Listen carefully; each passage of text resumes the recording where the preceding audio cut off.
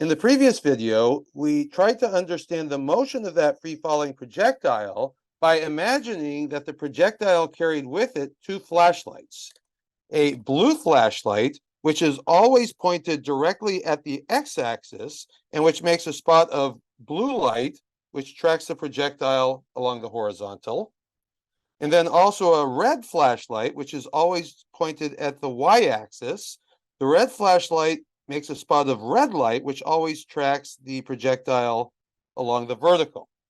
The demonstrations showed that the blue spot moves along the x-axis at a constant velocity. So we could say that the acceleration in the x direction is 0. The motion of the red spot exactly matches the motion of a free-falling projectile that had simply been thrown straight up or straight down. In other words, the red spot accelerates down at 9.8 meters per second. So we can say that the acceleration in the y direction is minus 9.8 meters per second squared. Now, from this, we can develop some kinematic equations to describe the motion of a free-falling projectile moving in two dimensions. Now, before we get to that, let's introduce all the kinematic variables we're going to need. You can see I've already introduced into the figure time 0 and time 1. Those would be the times at which the illustrated moments of interest occur. Now, at time 0, let's say that the blue spot is at a coordinate x0 and is moving along the x-axis at a velocity vx0. Let's say that at time 1, the blue spot is at coordinate x1 and is moving along the x-axis with a velocity vx1.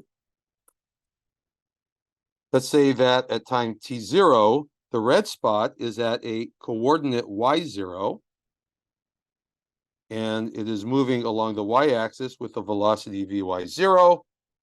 And at time t1, let's say that the red spot is at a coordinate y1 and moves along the y-axis with a velocity vy1. So the motion of the blue spot along the x direction is constant velocity motion. So we can say simply vx1 equals vx0.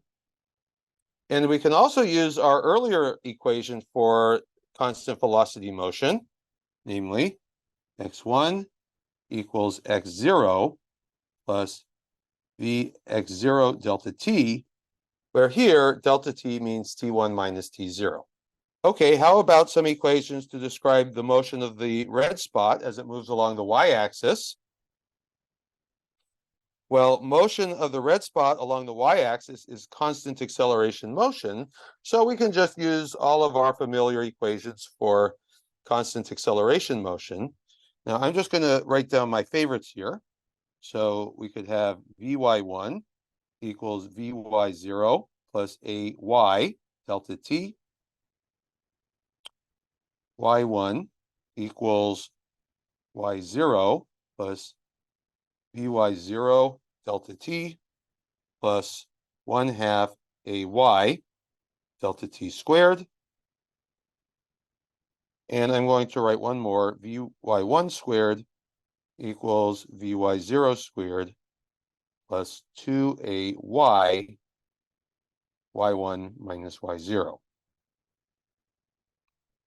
In the next couple of videos, we're going to be using these equations to solve some problems involving free-falling projectiles moving in two dimensions.